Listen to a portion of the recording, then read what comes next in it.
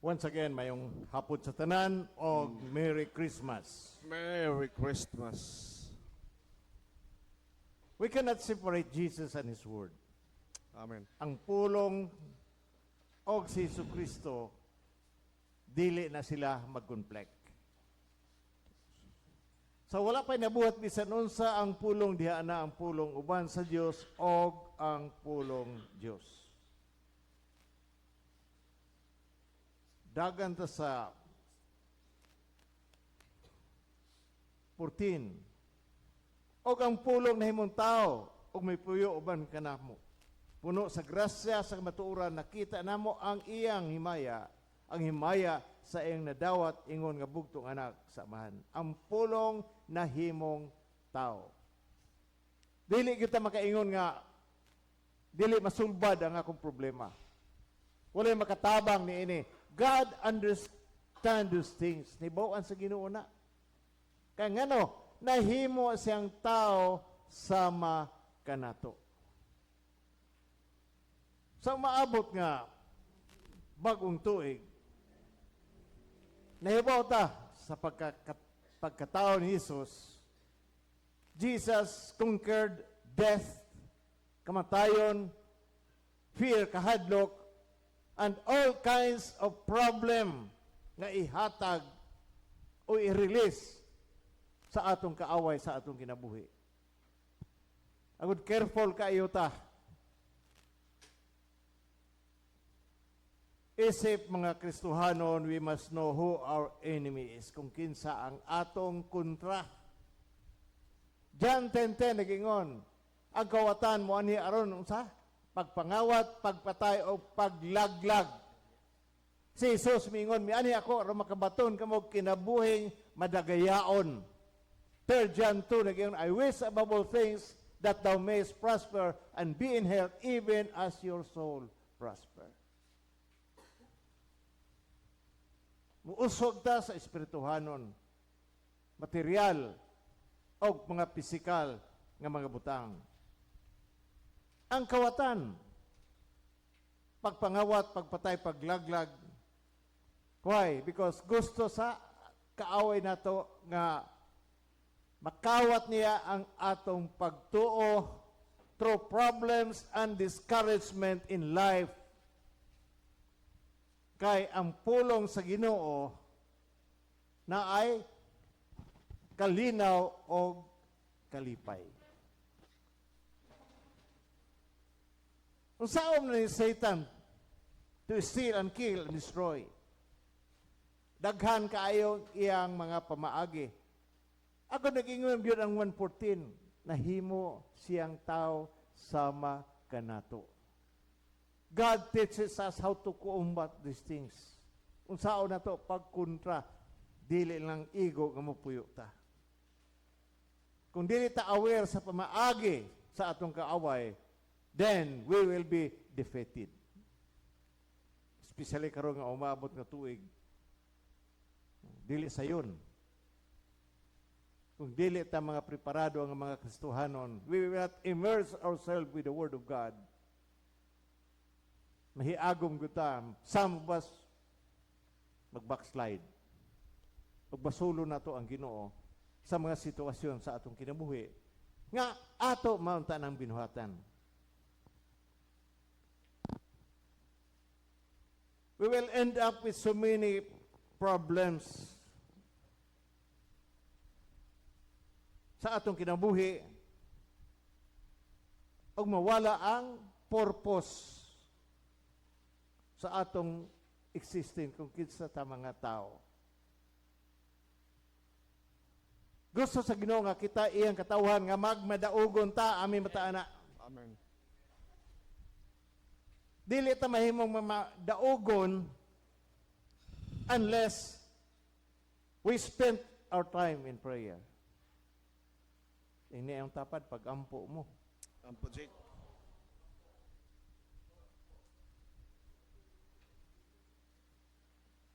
Ang buhat ni Satanas keep us busy with work. Busy doing nothing. Pero kung muluhod galing ta, Mao nang worst enemy is a man on his knees. Muampo galing ta, kontrahan gud ta sa atong kaaway. First Thessalonians 5:17 or 18. Pray without ceasing. Dili ta mo fail sa atong mga pagbuhat o mga pag-ampo. Labi nagdili tubagon sa Ginoo ang atong pagkapagampo. Or we do not know how to pray. May gani ni mga workers kay gapray na. Kundi nimo itok mo de gid magiampo. Prayer meaning pray continually meaning ganahan ka og dili or bad or good in good times, we must pray. Mark 11:24 it says, whatsoever things, when you pray, first we must believe that we receive. Una-una nga, pag-ampo na to, nga nadawat na nato, miski wala pa nato madawat. That's faith. Hebrews 11:1, faith is a substance of things we hope for, the evidence of things not yet seen.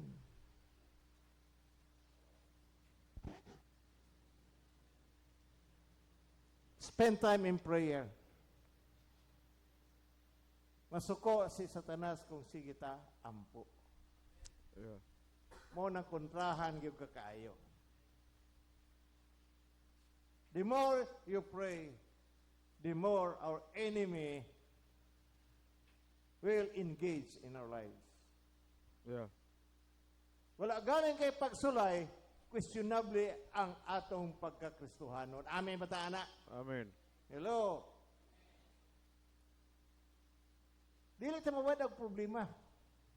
But the Word of God tells us how to overcome situation and problems. Why trial comes to destroy our faith. Abot sa ato ang pagsulay, problema sa kinabuhi para maguba lang ang atong pagtuo. Once our faith will be destroyed, wala ka na mahimo. Pero kung kamao ka, mukumbat, mo overcome, or to destroy the enemy by the Word of God. Pulong sa Ginoo, mora gyud ang atong basihan og wala nay lain.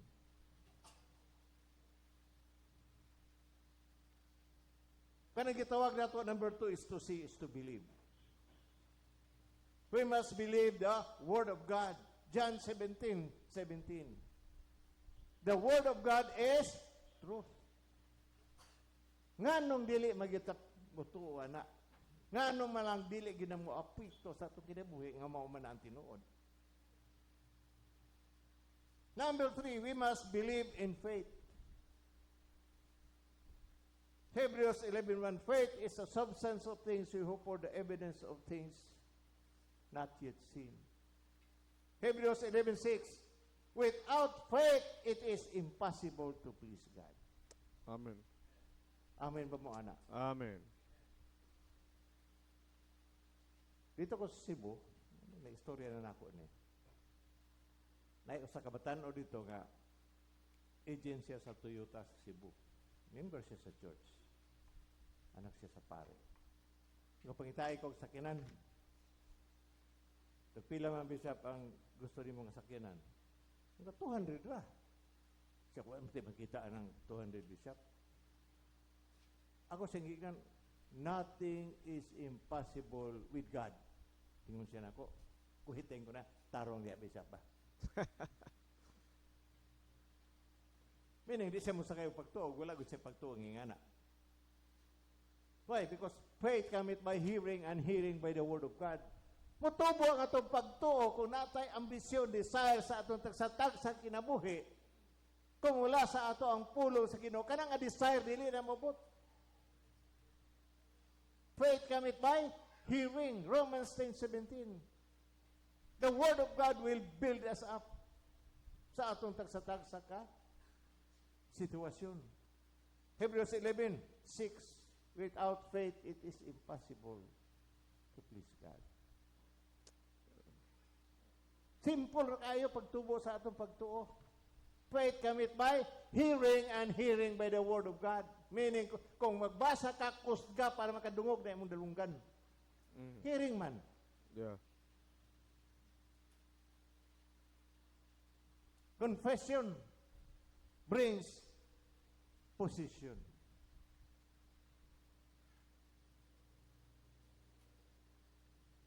Budget ko. Sige na ako. Manager. Sige siya, Amen. manager. Karang kita na mo. Agi ko dito sa ilang office. Oh, na manager dia. Pero kadugay na hugta siya pagtuo. Yung sa bisap, marmag lisod. Say lisod. Ang Bible nag-ingon, calling those things as, They were. sana sabihin niya siya? As they were. Calling those things as they were. Wala pa garing, ato na ng tawkon. Pagtuo mo na. O sa ganun na pa direct, calling those things as they were, sana sa Bisaya. Awa ko rin nakamoode na. Manawag ta mga butang nga wala pa.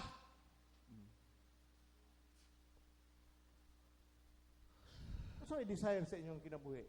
Ano may gusto niyo sa Ginoo? Speak the word of God.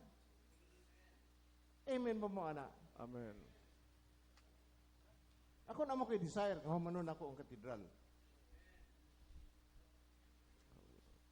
Namot ang usawa na. Para wala na mo yung problema magrental. Kaya si Ina, gisiging-siging, na ba ni? Ninurang tag-iya, panghawa na mo, karang katapusang tuig. May sa iyang tubag. Okay naman na sir, pero ang imong gipapahawa ang simbahan. Nakagaba ra ba? Ambot mo tuwa ba sa gaba, pero ayaw hilabti ang simbahan. Pwede nimo kunis-kunisyon ng mga tao there, but the church don't. Why? Because it is important before God. Importante ang sabihin. Ano? Tanan nga makasasala ni adere. Amin ba ta, anak? Inyong tapad, makasasala ka o ipasaylo ka na sa Ginoo. Pagkasala ka, Sik. Salo ka na sa Ginoo.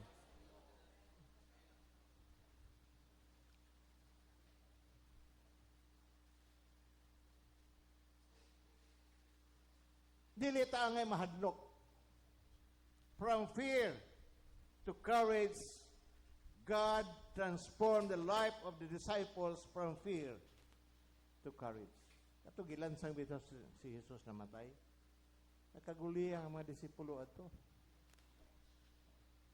But unsay gihimo ni Jesus? Jesus came to them. Mao gyapon kita.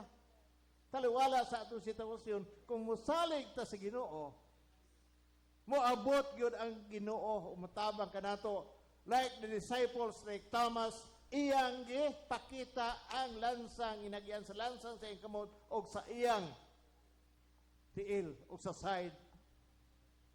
But despite of many failures and discouragement, gi-entrust ni Jesus ang iyang pulong o ang iyang buluhaton. Si Tomas unta makatabang. Thomas' words help us to understand the difference between doubt and unbelief. Ang sa may ingon doubt, pagduha-duha, doubt says, I cannot believe. There are so many problems. Munang doubt, di ko katuo. Daghang kaayong mga problema. And also unbelief says, I will not. I will not believe unless you give me the evidence. Thomas believed sa nakita niya si Jesus nga nabanhaw.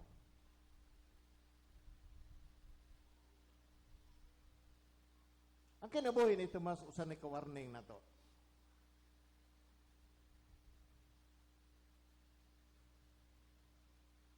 Warning niya na to, Nga unta ang Ginoo makikistorya nato kay ni simba man ta. Wa ta mo simba, unsa may ato madawat? Wala. We came to church because we want to hear the Word of God. Thomas believed when he saw Jesus, but also a warning to us not to miss a meeting with God. Remind ta ni Thomas that unbelief rob us of blessing and opportunity.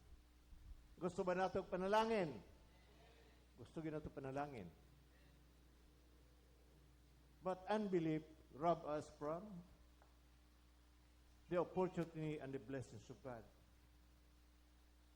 Kung tuwaon ta siya pagpakita sa Ginoo, uban ang imong kauban, wa man diha na mayabas man.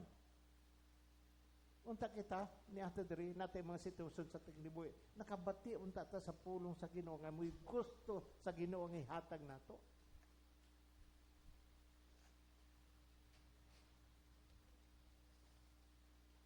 It is not necessary to see Jesus in order to believe. Dili naman pareha sa panahon ni adto nga makita ginala si Jesus. But blessing sa early disciples, Christian itong una nga nakakita sa Ginoo that He was alive.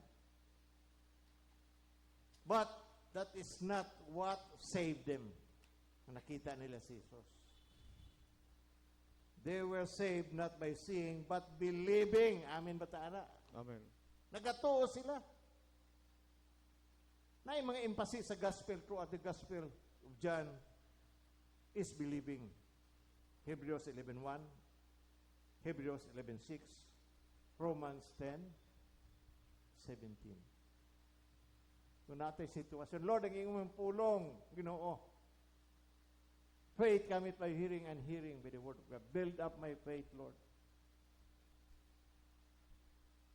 Kung mutuo ta sa Ginoo, niya ka dere, nagampo ka, kuto ba ng puste? Paglawig pa lang nimo, daghan na magsinamok diha. Dapita nga ha, before ka makaabot anang puste. But some of us get discouraged. Sige ka makaabot sa puste. You are. No? Giling lang ka. Wala na nimo madawat ang panalangin nga angay unta nimo mahuktan.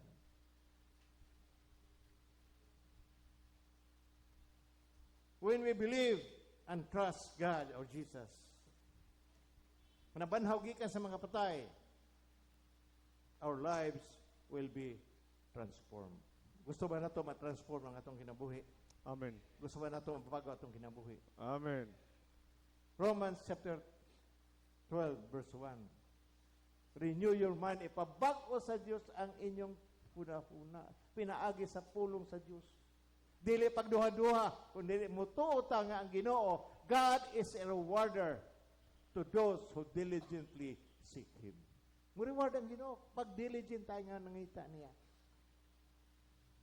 Usa ri ka importante sa atong mga gituhuan.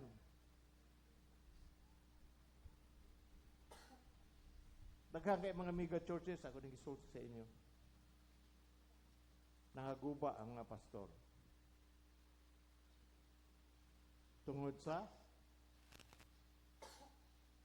materialism.